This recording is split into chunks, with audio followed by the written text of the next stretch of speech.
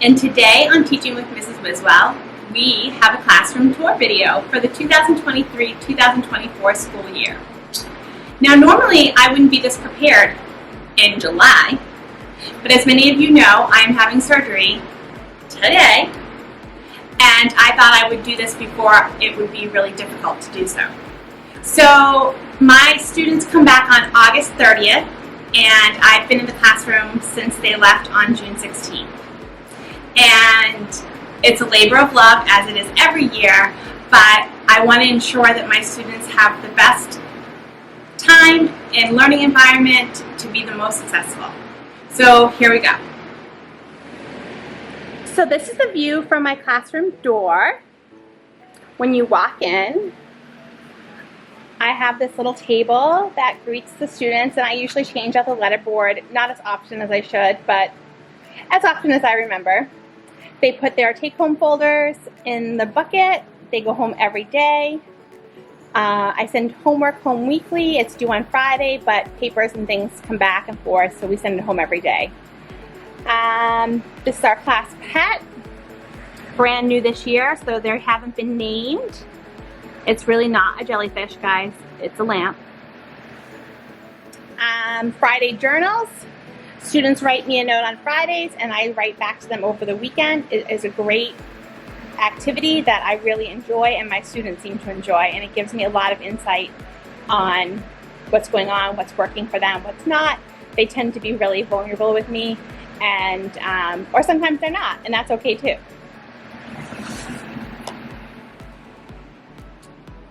Here's my gumball machine. I use this gumball machine for taps, which I give in the hallway when going to specials or lunch. You get a tap if you are in a 4S line, which is silent, straight, smiling, and still. And I just give a little tap on the shoulder. When they come back from wherever they were, they get a tap, which is actually an eraser. The kids love this. I give them little containers in their desks to keep them in. They trade them, they play with them. They absolutely love this method, and it keeps a nice straight line and quiet line, more importantly.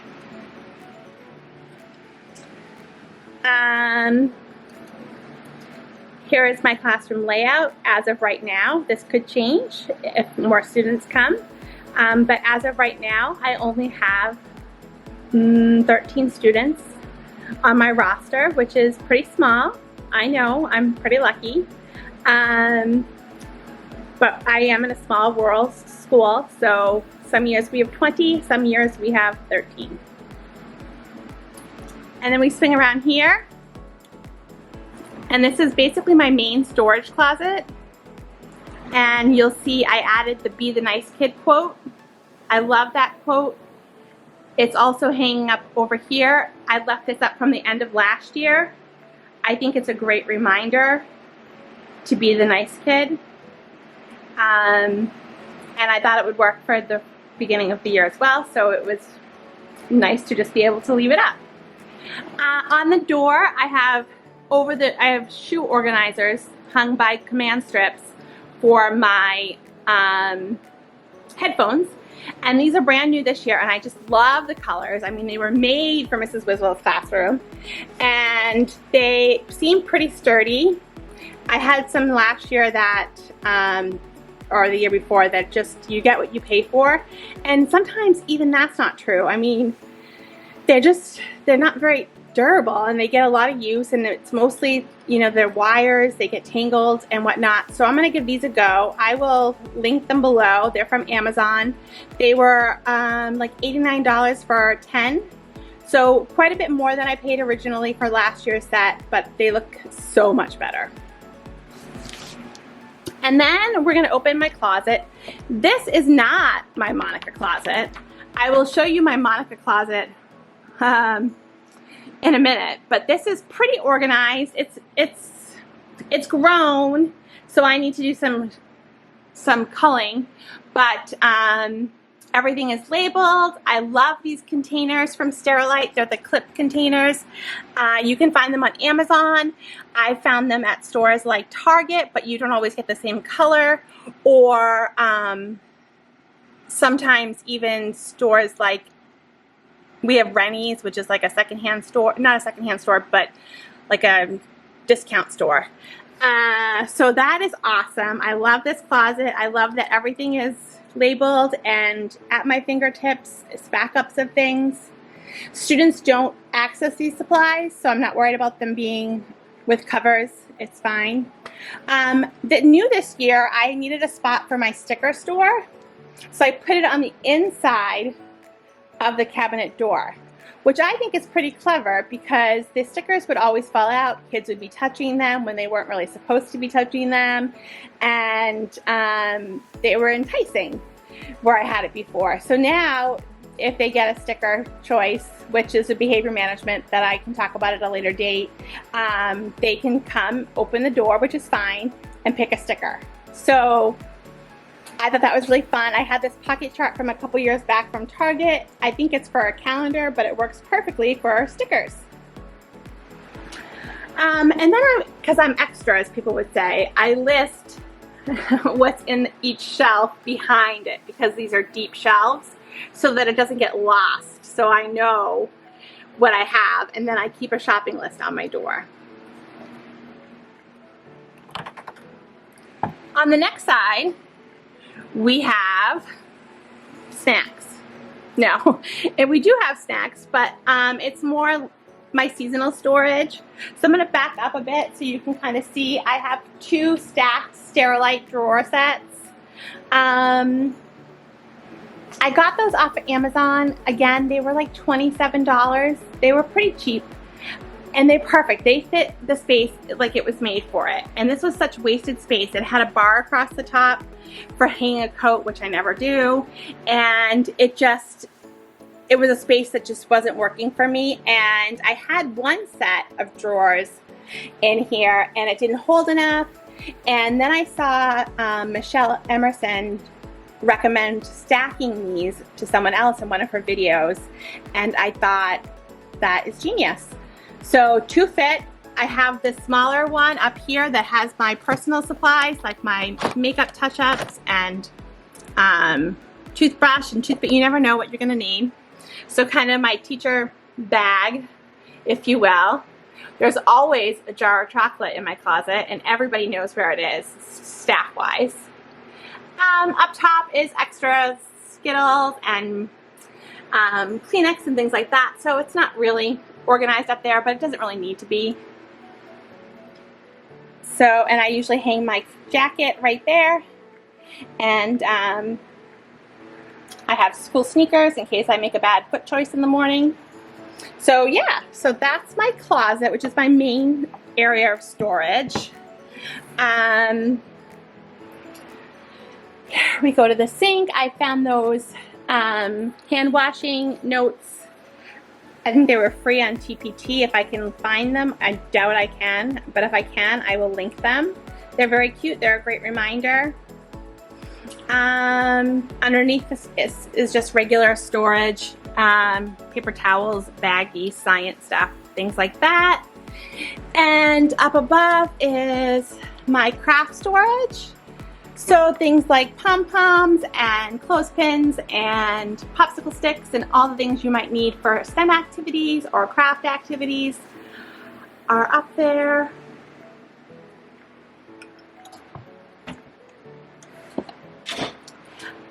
These I just got are going to be my math centers. So I'm going to be working on those this summer at home, and they will be stored here. This is the Monica closet. I'm afraid to open it because I'm afraid something's gonna fall out on me. But everybody has a Monica closet. If you say you don't, I don't believe you. Then you have a drawer. But see, pumpkin heads are falling on me already. And it's kind of where everything goes that doesn't have a home. Or it's seasonal, or it's just things I don't use or access very often, but I want to have in the classroom. So I had it organized at one point, and it was just too much to upkeep, and it was just constantly being moved around and pulled out. And so now it's just the Monica closet.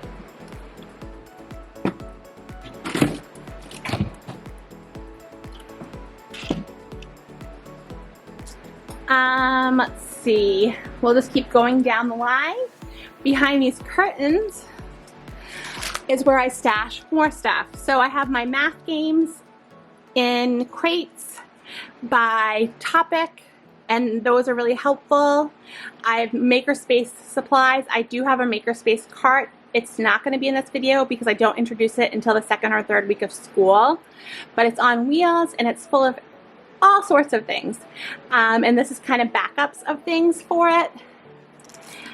And this is like mostly, I see coffee filters and red Solo cups and Q-tips, so just backup of supplies. Again, we have some more math games, some empty binders, a couple bingo games.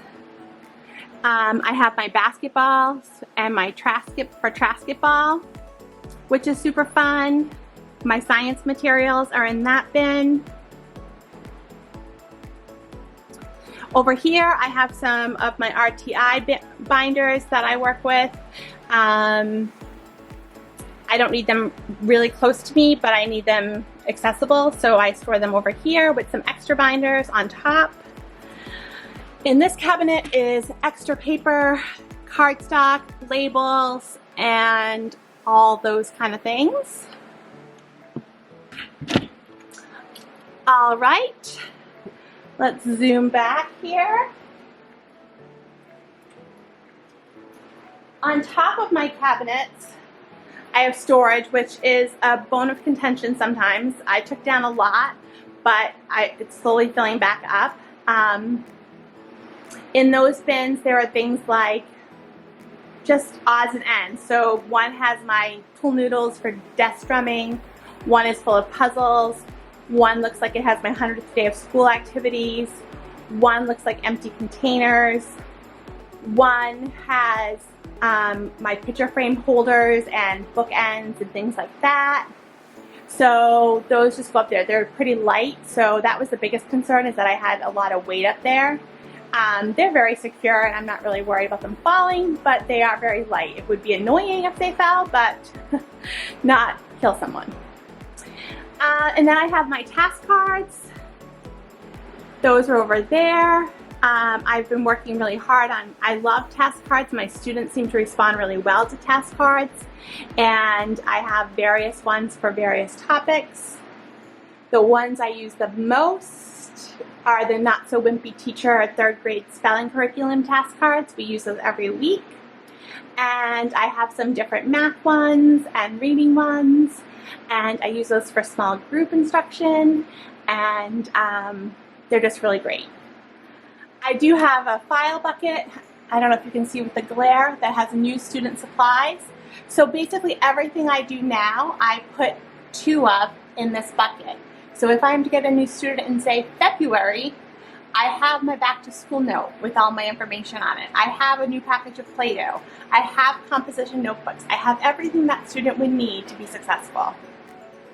There's a couple bins up there with my multiplication unit because it's so big in 3rd grade. I just need a place to store it. And this box is interesting. I don't know if you can see in it, but it is a box of desk pets. I have been on the fence about desk pets for the last 3 years, and I've collected them. I have everything to get started, and I just can't pull the trigger. So if you do desk pets in your classroom, tell me all the details. Tell me why I should do it. Tell me why I shouldn't do it. Tell me the good, the bad, the ugly. All right, one of my favorite things in this classroom are these read pom-pom letters. I made them when I first started at this school, and I love them. I based my colors in my room off of them, and they are a bright spot, and the kids really enjoy them, and they think they're fun, and that was a labor of love, and I'm pretty sure I don't have fingerprints because of the hot glue. New this year is this shelf. It's an acrylic shelf, actually 2 acrylic shelves from Amazon. I will link it in the description, and I just have a couple books up there, just on display. I mean, I would read them, but they're more for display.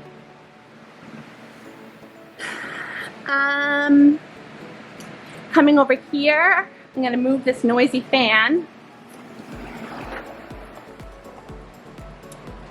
And we have our schedule, our tentative schedule. But again, I had to kind of get things done, and if I have to make small changes, then I will. But I needed to have like a place to change from. So there's the date that we come back to school. I'll be the leader that day. I don't do classroom jobs. I have a leader that does all the jobs, and we will go over those expectations and what those jobs are on the first or second day of school. But I will lead by example. And those are my pets. That is Lily, the kitty, Lola, the big yellow dog, and Leo, the little one. Over here is my 10 frame with stars. This is our compliments. If they get a compliment from anyone other than me, they get a star. And when they get 10 stars as a class, they get a classroom reward. This can be anything from 15 minutes of extra recess to some technology time to free choice to whatever we come up with. We vote on it as a class, and that happens quite frequently through the year. They earn a lot of compliments usually. And the compliments could be from their specials teacher. It could be from walking down the hallway and the guidance counselor saying what a nice line. It could be from the principal saying they did a great job at the assembly. It could be anything. So we also do a point system. So it's students versus me. Students get points when they're doing expected behaviors, staying on task, doing the right thing. I get points when they're not. Looks like I need to fix my bathroom lights. So we have a hand signal for bathrooms and a light. So basically, if they have to go to the bathroom, they raise one finger, I make eye contact with them, and if the light isn't on, then they may go. If the light is on, they need to wait for that person to come back. That's especially helpful when I'm doing small groups. So here are our hand signals. There's just 4. 1 is bathroom, 2 is water, 3 is help needed, and 5 is I'm ready to learn. This really cuts down on the volume in the classroom, especially I had this method when I had a bigger class, and it really cuts down on interruptions when I'm teaching small group. Below my whiteboard, I have a stage that one of my parents made for me last year. It is awesome. The kids love it. I love it. They'll give reports up there. They'll give presentations. We'll break out the microphone. We'll have dance parties, and they will take turns dancing on it. And it also serves as storage. Inside are all my circuit kits for Makerspace, and those get pulled out later in the year. So if I really was a type A teacher, and if I really was extra like everyone says I am, these would all be in rainbow order, but they're not. Doesn't mean they won't be before the beginning of school, but right now, they just look pretty as is. And they're mostly here because a lot of times I make my anchor charts and then trace them on the whiteboard, and I use these to create them. We are going to finish The Wild Robot Escapes. They started reading that in 2nd grade, and she passed it on to me so I could finish it for them. This is kind of my area. I hang student artwork that they gift me, and I have pictures of my family, obviously. It's where my teacher toolkit is. It's where my daily files will live. I'm trying a new method this year. I've always done Sterilite drawers, but I think I'm gonna try filing 2 weeks in advance and see how that goes. Here's my teacher toolbox. Everyone loves this. I got the toolbox at Home Goods, and I made the labels. They're in my teacher drive if you're interested. I have my Skittle candy dispenser that I got at Target this year. It was a hot item. I scored one, which I'm pretty excited about. Down here are some of my SEL curriculum. I feel really strongly about SEL and teaching the whole child, and these are some activities that I use. In the bins, we're not going to talk about that right now. And then this is my rainbow table or kidney table or horseshoe table or whatever you call it. And this is where I pull small groups. This is where I teach from 90% of the day if I'm not up and about. I'm sitting here with students or under my document camera or, you know, with my laptop projecting. I teach with slides. And so this is kind of the hub most of the day. There's my curriculum, various months, and subjects. So that's pretty good. Over here is some more markers for when I'm teaching. And then this is full of the fun stuff. All the smelly markers and crayons and pencils and pens that students can use when working with me in small group.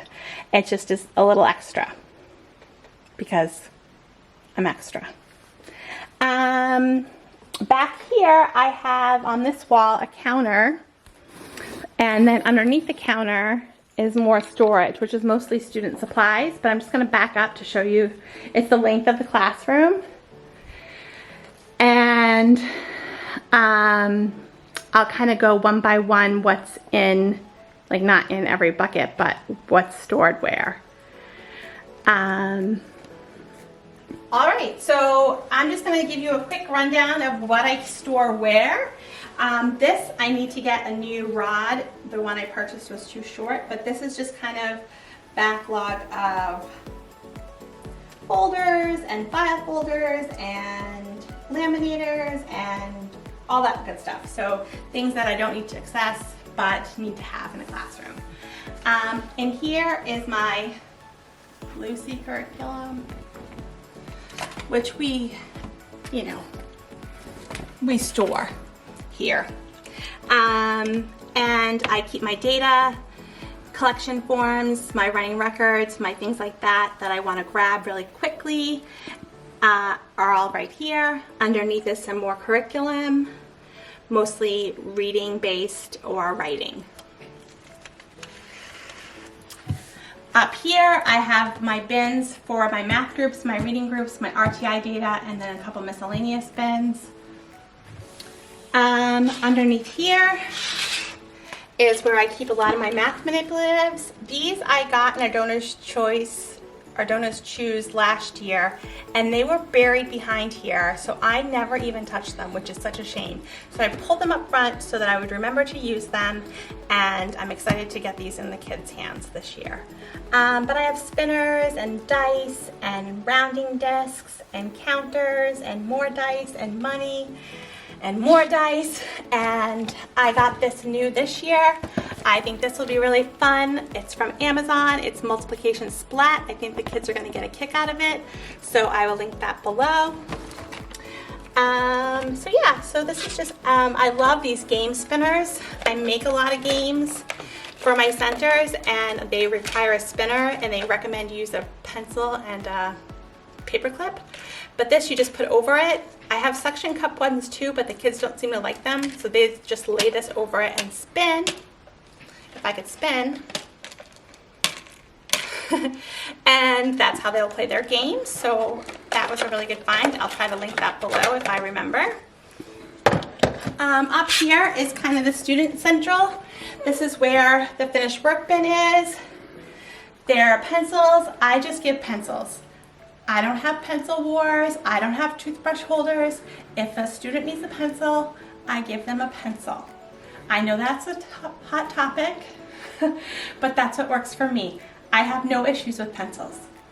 So there's a sharp bin that's always full and a dull bin. We have a regular pencil sharpener, a colored pencil sharpener. We have highlighters so they remember to highlight their name. That way if they forgot to put their name on their paper, that triggers them to remind them. And I have this request a selfie. If they're really proud of something they did, they can clip a selfie clip to their paper, and I will take a picture of their work and dojo it to their parents. And we have Taylor Swift telling us, get all the credit and fame, don't forget to highlight your name, because who doesn't love Swifties? All right, under here, we have more math manipulatives. Math requires a lot. So we have playing cards, puppets, base 10 blocks, Unifix cubes. These are the suction cup spinners I was talking about.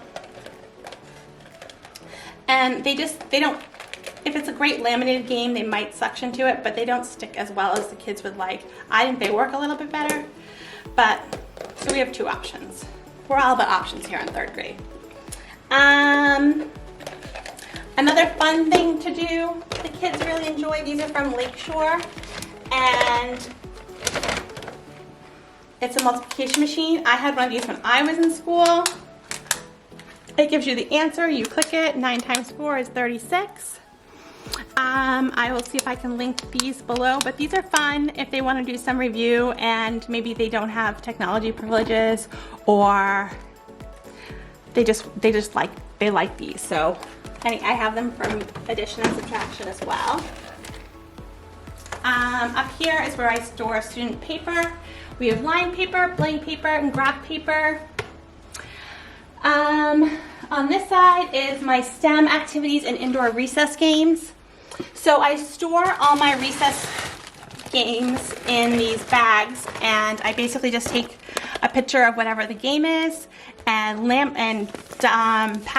packaging tape over it, and these are just great. I had boxes that were falling apart and it was just a mess. So I use these snack containers from the Dollar Tree to hold decks of cards like Uno and the like, and these are a game changer. They're so forgiving, so I love those. These are some STEM activities I have: magnetiles, straw construction, hashtag pieces, build and pop. I also have my STEM boxes, which was on my to-do list to go through, so I'm going to open one of these very carefully because I have no idea what the contents look like because I didn't go through them yet. Which reminds me, I didn't show you my morning bins, which I will do in a minute.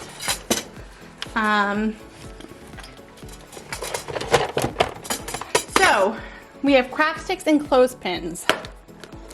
Basically, not looking too bad. So it's full of these materials. They take one of these, and then I have some activity cards if they're looking for inspiration, or they can just build what they like with it. Kids really respond well to these STEM bins. We tend to do them on Wednesdays on our science days, or sometimes in place of Fun Friday. If I feel like I don't want complete chaos and a Fun Friday activity, free-for-all, I'll say, well, we're going to do STEM bins. We didn't earn choice time, but we can do STEM bins. So that's a good compromise a lot of the times. We're coming around my teacher desk now, and I've thought about getting rid of my teacher desk for almost 2 years now, but it houses a lot of stuff, and I'm afraid that if I were to get rid of my teacher desk, that my rainbow table would then become the dumping ground. So I keep all my IEPs and important paperwork in the file, and this is a Monica drawer. But I do like having this, so I'm going to try to utilize it more during my planning time and after school time and justify its place in the classroom this year. And if I don't use it this year, it's going. So that's my desk area, my beautiful family. Behind me, right next to the stems, oh my goodness, my rods keep falling down, are kind of my ELA activities and some more indoor recess stuff. But these are, you know, alphabet dice, phonics, dominoes, a couple things, letters from my letter board, and this is a really great game, roll and write word game. The kids really like that. So yeah, funny, there's not as much for ELA as there is for math. And then behind me is where I keep more curriculum, my science curriculum, and some reading and writers workshop stuff. Down below you can kind of see a little bit, if you get it a little bit closer, you'll see my Wiswell Bucks. That is the classroom management I'll break out after Christmas, and they earn Wiswell Bucks, and then they get to pick from a prize from a secret box, so I'll go more in depth with that at a later time. Back here, this is some back to school stuff for open house. Are my teacher resources. I took a lot home because I plan to do a lot of reading, but those are just there. Some paper, some stuff, you know, typical kind of teacher desk stuff. New this year on my desk is my calm down spot. I needed a spot and I didn't have a space. So I created a space. And basically I found this rug on Amazon. Take a break, which we all need a break sometimes. And I have this bucket, which I may downsize. It feels a little like too many choices right now. But it has this great book, Ninjas Have Feelings. And I love the Ninja series, and it's a board book. So if they're feeling really frustrated and upset, they're not going to come here and rip a book. It's a board book. So I thought that was a great find. And just some typical things you might find in a cool down corner. There are expectations on what the calming spot is and isn't, and what they can and can't do. Those will be explicitly taught at the beginning of the school year, and they will abide by them. So, behind you are my picture books, my mentor texts, all alphabetical by book title, because these are books I use, and the kids don't access them on the regular. They access what I put on display monthly. But if I'm thinking of a book, I don't always know the author's name, but I know the title. So I go by title, except for some genres, and it works really well for me.